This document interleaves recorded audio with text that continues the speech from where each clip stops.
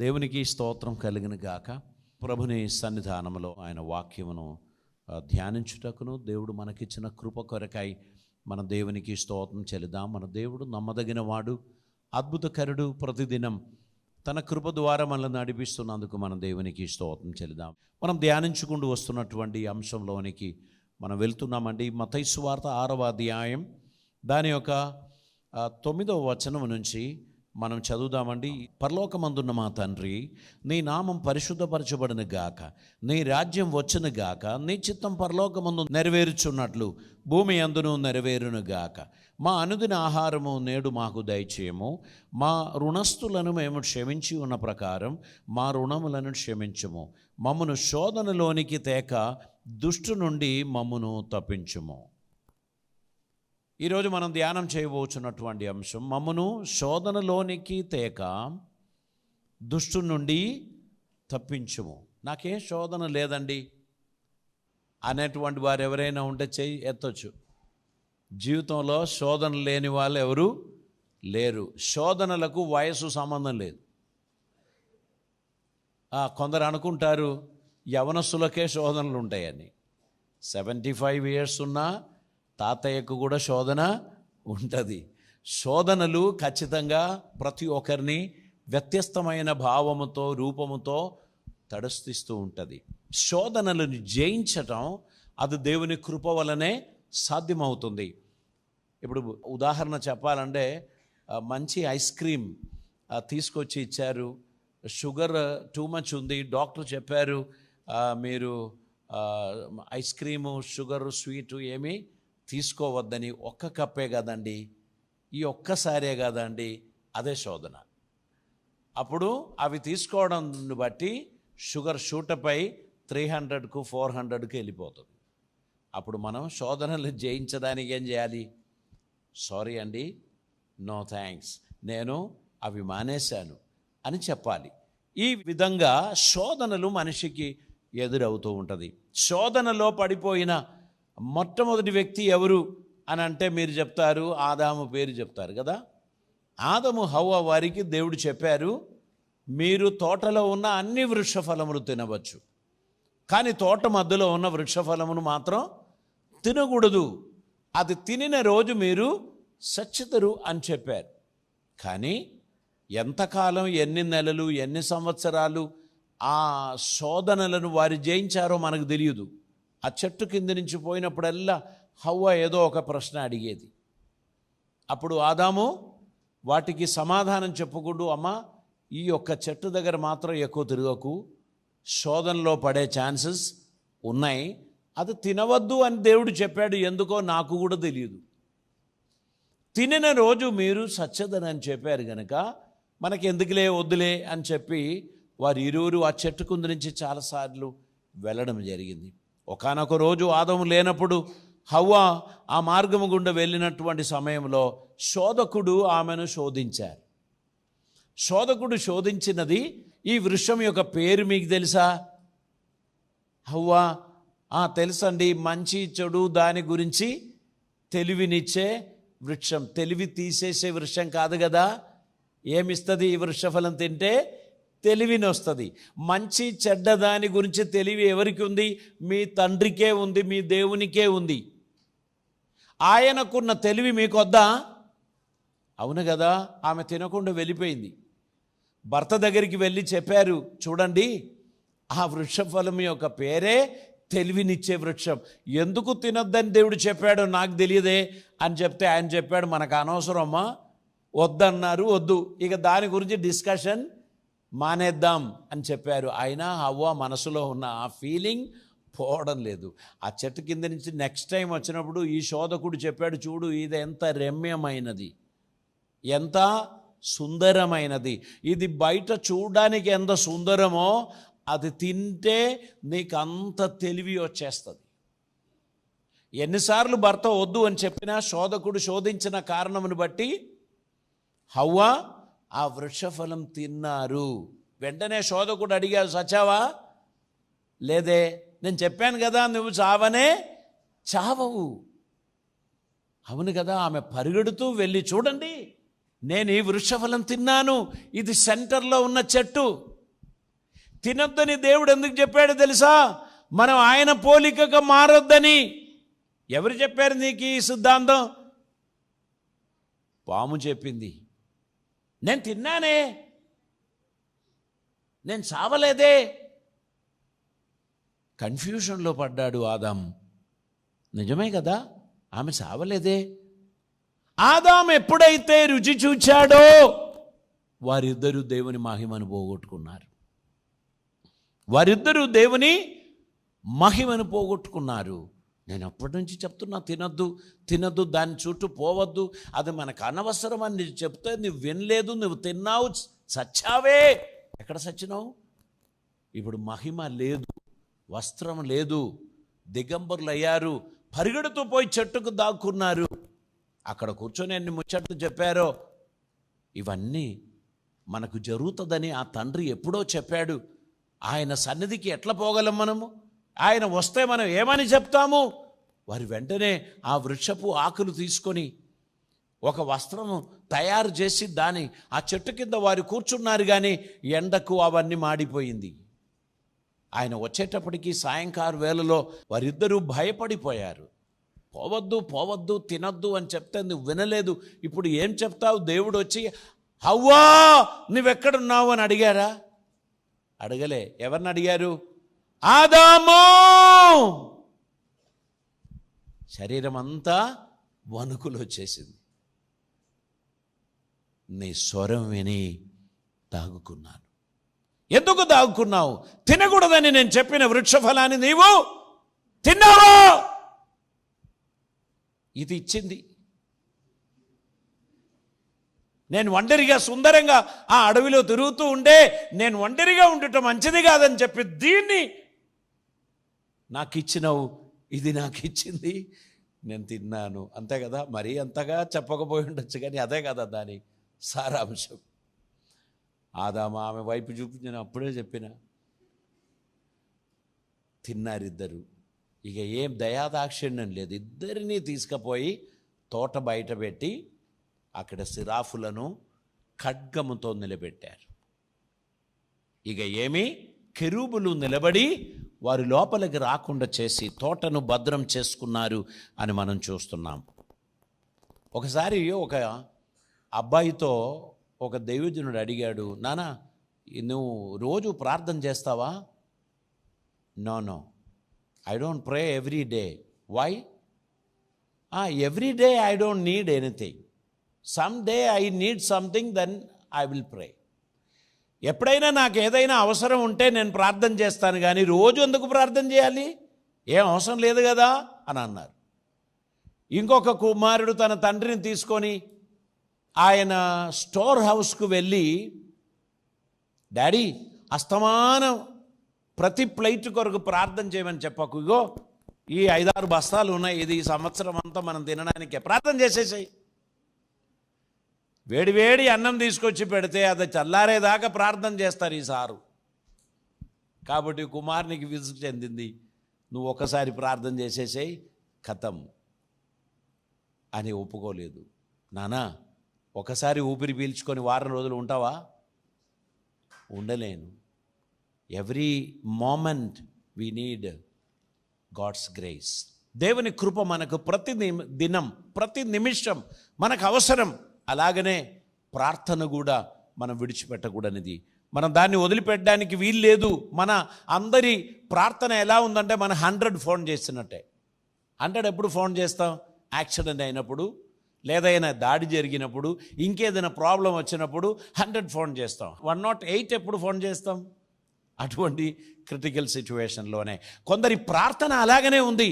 100 ఎప్పుడు డాక్టర్ చెప్పారు మేము చేయవలసింది అన్నీ చేసేసాం, ఇక మా వలన ఏమీ కాదు.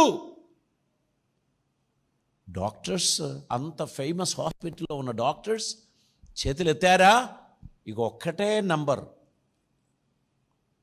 కదా, ఎమర్జెన్సీ నంబర్. జెరమియా 33:3 ఏంటి? మీరు నాకు మొరపెట్టండి, నేను మీకు ఉత్తరం ఇస్తా. ఇక వెంటనే ప్రభువా నువ్వు అలా చెప్పావు కదా, నేను కష్టంలో ఉన్నాను, ఇక్కడ ప్రాణం పోతుంది, కాపాడండి అని ప్రార్థన చేస్తే కొన్ని సందర్భాల్లో దేవుడు ఆలకించకపోవచ్చు. ఎందుకని? మీకు ఆ ప్రార్థన అలవాటు లేదు గనక. ఎమర్జెన్సీలో మాత్రమే దేవుని వెతుకుచున్నటువంటి జీవితం. శోధన జీవితంలోనికి వచ్చినప్పుడు అదొక డిసాస్ట్రస్గా మన జీవితంలో సంభవించకుండా ఉండడానికి మెలకువగా ఉండి ప్రార్థన చేయండి అని ప్రభు చెప్పారు. శోధనలో పడిపోకుండా ఉండడానికి మెలకువగా ఉండి ప్రార్థన చేయండి అని ప్రభు చెప్పారు. శోధనల గురించి చాలా చక్కగా వివరించినటువంటి పత్రిక యాకోబు పత్రిక. యాకోబు పత్రిక 1వ అధ్యాయం దాని యొక్క 2వ వచనాన్ని చదవండి.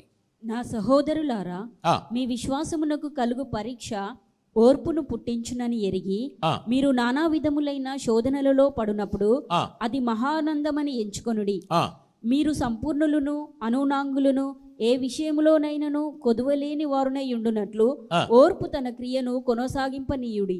ఇక్కడ చూడండి, నా సహోదరులారా, మీ విశ్వాసమునకు కలుగు పరీక్ష ఓర్పును పుట్టించునని ఎరిగి మీరు నానా విధములైన శోధనలలో పడినప్పుడు అది మహానందము అని ఎంచుకొనుడి. మీరు సంపూర్ణులను అనునాంగులను ఏ విషయములోనైనను కొదవలేని వారునై ఉండునట్లు ఓర్పు తన క్రియను కొనసాగింపనీయుడి. దేవునికి స్తోత్రం.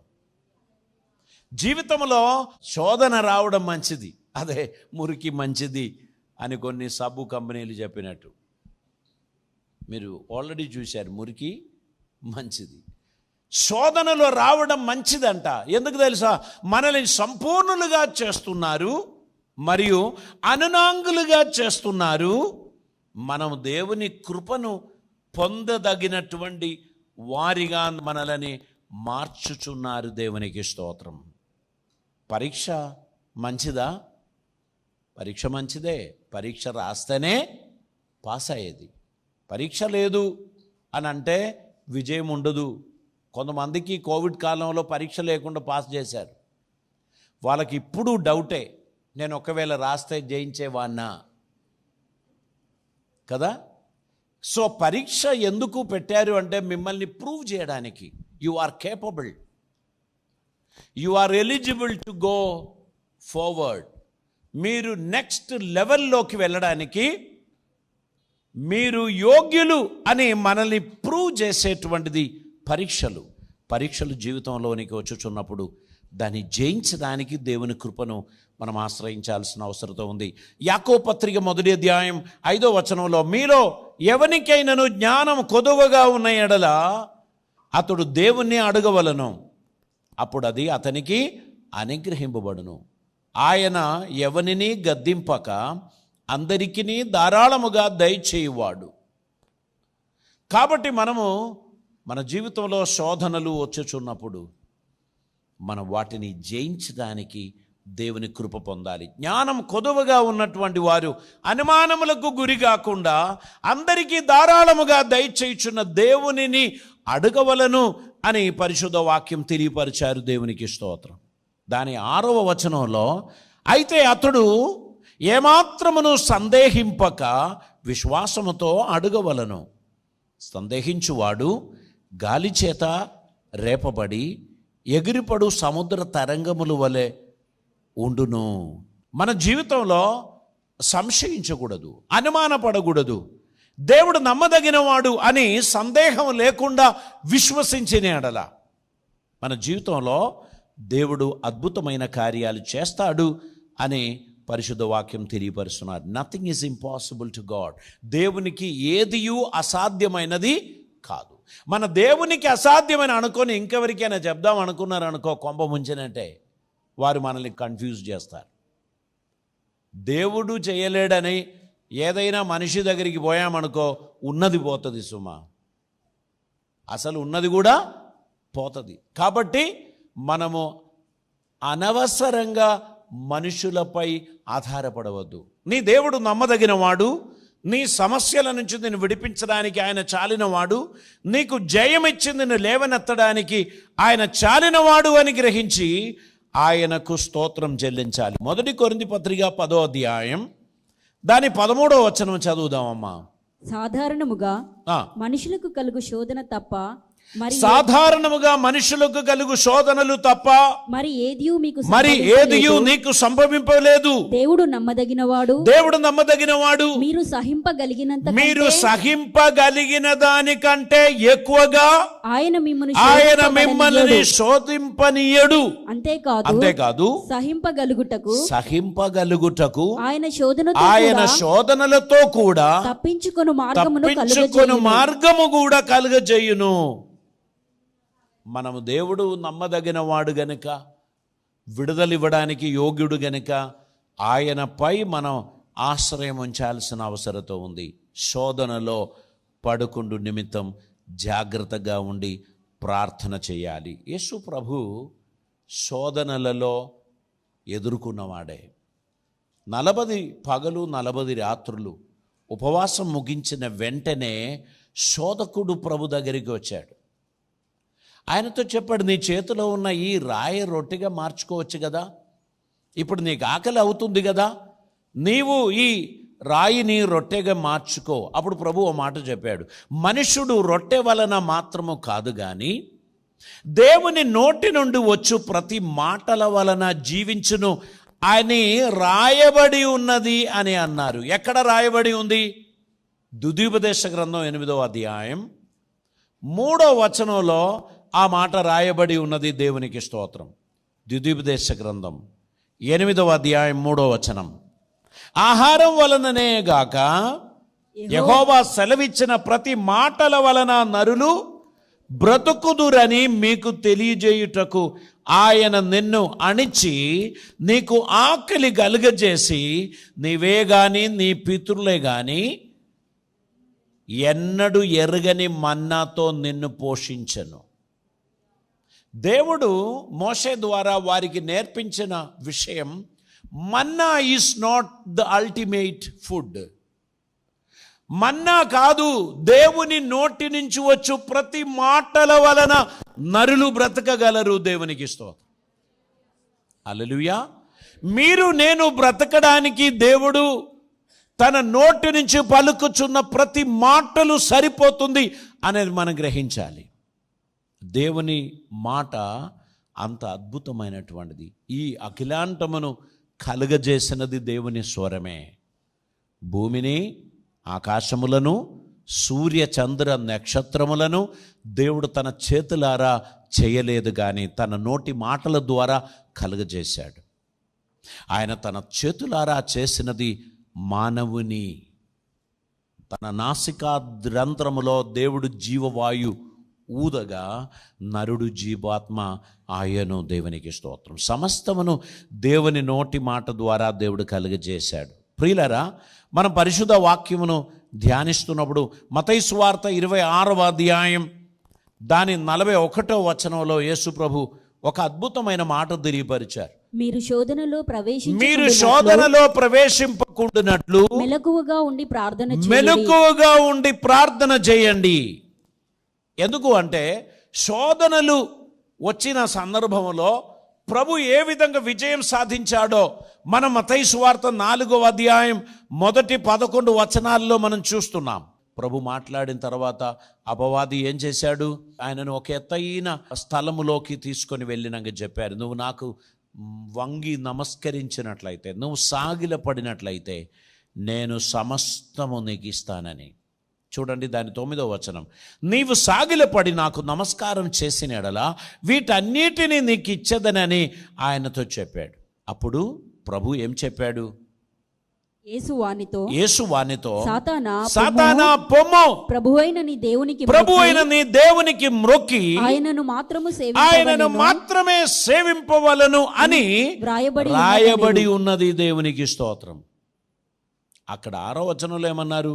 నీవు కుమారుడవైతే అయితే కిందికి దూకము, దేవాలయ శిఖరమునకు తీసుకొని వెళ్ళి నిలబెట్టి, నువ్వు నిజంగా దేవుని కుమారుడు అయితే దూకు. మనతో ఎవరైనా నువ్వు నిజంగా విశ్వాసి అయితే ఇది చెయ్యి అని అంటే నేను విశ్వాసి కాదా?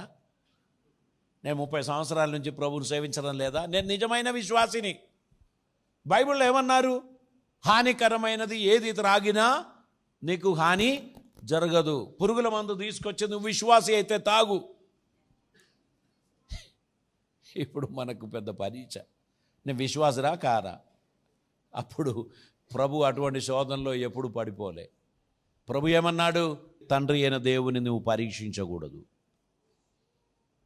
నువ్వు ఆయనను మాత్రమే నువ్వు సేవించాలి కానీ, ఆయన మాటలకు మాత్రమే నువ్వు విధేయత చూపించాలి కానీ ఈ లోక సంబంధమైన వాటిలో నువ్వు మనసు పెట్టుకోకూడదని ప్రభు చెప్పిన మాటలు ప్రతిదీ కూడా యేసు ప్రభు వారు సాతానుతో మాట్లాడుతూ అక్కడ తాను విజయం పొందినట్లు మనం చూస్తున్నాం. అక్కడ ఏమంటున్నారు? ప్రభు అయిన నీ దేవుని నీవు శోధింపవలదు అని మరి ఒక్క చోట రాయబడి ఉన్నదని వానితో చెప్పాడు. మనలని శోధించువాడు ఎవరిని శోధిస్తున్నారు? దేవుణ్ణి కూడా శోధిస్తున్నారు. దేవుని శోధించే శోధనలో మన సాతానికి ఎడము ఇవ్వద్దు. సాతాన్ని ఏం చేయాలి? నువ్వు నా వెనకకు పో, నీతో నాకేం పని లేదు, ఈ విషయంలో నీకు నాకు వాదం అక్కర్లేదు, I don't want to follow you, నీ మాటకు నేను ఓటేయను అని మనం చెప్పి దేవుని కోసం నిలబడడానికి మన జీవితాన్ని మనం సమర్పించాల్సినటువంటి అవసరత ఉంది. దేవుడు అద్భుతకరుడు అని నమ్మిన ప్రతి వారు కూడా దేవునికి స్తోత్రం చెల్లించాలి. ఇక్కడ మనం చూస్తున్నాం 11వ వచనం మరోసారి చదువుమా. అంతటా అపవాది ఆయనను విడిచిపోగా ఇదిగో దేవదూతలు వచ్చి ఆయనకు పరిచర్య చేశారు. దేవునికి స్తోత్రం. మన జీవితంలో సాతాను విడిచిపోయే ఒక సమయం ఉన్నది. శోధనలు అయిపోయినప్పుడు, శోధనలు సంభవిస్తున్నప్పుడు మనం మెలకువగా ఉండాలి. మనం నిద్రపోయి బండి నడిపితే ఏమవుతుందో తెలుసా? 2-3 సెకండ్స్లో బండి బొందలోకి పోతుంది. ఈ పోయిన వారం నిద్రపోయి నడిపించిన కన్ను అసలు తెరవలేకపోతున్నా, కానీ దేవుని మహాకృప, దేవుడు కాపాడాడు. ఒకసారి కిందికి దిగాను, కొంచెం ఒక రౌండ్ వేసాను, మళ్ళీ వచ్చి ఎక్కాను. మొత్తానికి దేవుడు ఇల్లు చేర్పించాడు. కొన్నిసార్లు ఆ శోధన మనల్ని చాలా, ఆ నిద్ర అనేటువంటి మత్తు మనల్ని చాలా కలవరపరచడానికి ప్రయత్నం చేస్తుంది. మనం గుర్తుపెట్టుకోవాలి, దేవుని కృపపై ఆశ్రయించిన బిడ్డలు మెలకువగా ఉండాలి. శోధనలో పడకుండా జాగ్రత్త పడాల్సినటువంటి అవసరత ఉంది. మనం నిర్గమకాండం 17వ అధ్యాయం దాని యొక్క 2వ వచనాన్ని మనం చదువుదాం. మోషే ఇశ్రాయేలీయులతో ఒక ప్రశ్న వేస్తున్నారు. మీరు మీ దేవుణ్ణి శోధిస్తున్నారా అని అడుగుచున్నారు. 17:2 మోషేతో వాదించుచు త్రాగుటకు మాకు నీళ్ళిమ్మని అడుగగా, మోషేతో వాదించుచు త్రాగుటకు మాకు నీళ్ళిమ్మని అడగగా, మోషే మీరు నాతో వాదింపనేలా యెహోవాను శోధింపనేలా అని వారితో చెప్పాను. అక్కడ ప్రజలు నీళ్లు లేక సనుగుచు ఇందెందుకు మమ్మును మా పిల్లలను మా పశువులను దప్పిచేత చంపుటకు ఐగుప్తులో నుండి ఇక్కడికి తీసుకొని వచ్చితివి అని అనేది. అప్పుడు మోషే యెహోవాకు మొరపెట్టుచు ఈ ప్రజలను నేనేమి చెయ్యుదును, కొంతసేపటికి నన్ను రాళ్లతో కొట్టి చంపుదురు. పెద్దలలో కొందరిని తీసుకొని ప్రజలకు ముందుగా పొమ్ము, నీవు నదిని కొట్టినా నీ కర్రను చేత పట్టుకొని పొమ్ము.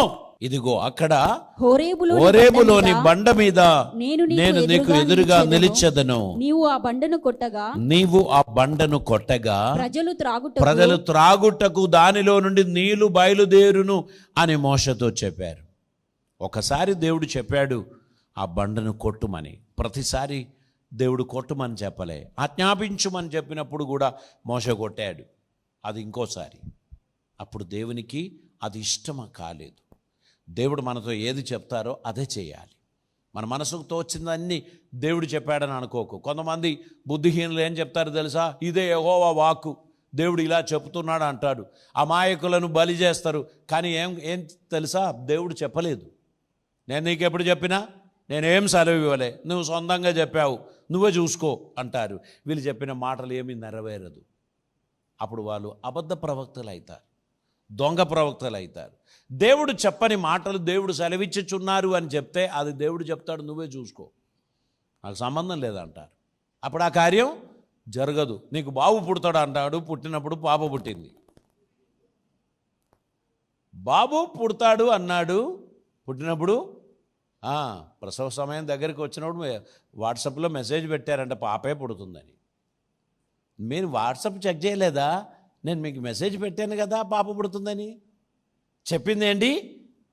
బాబు పుడతారని. ఇప్పుడు మెసేజ్ ఏం పెట్టారు? పాప కావచ్చు. అంటే తప్పించుకోవడానికి ఉన్న ఉపాయాలు. అది దేవుడు ఇష్టపడేటువంటిది కాదు. స్ట్రైట్ ఫార్వర్డ్గా దేవుడు సెలవిచ్చిన మాట 6 100 మార్పు జరగదు.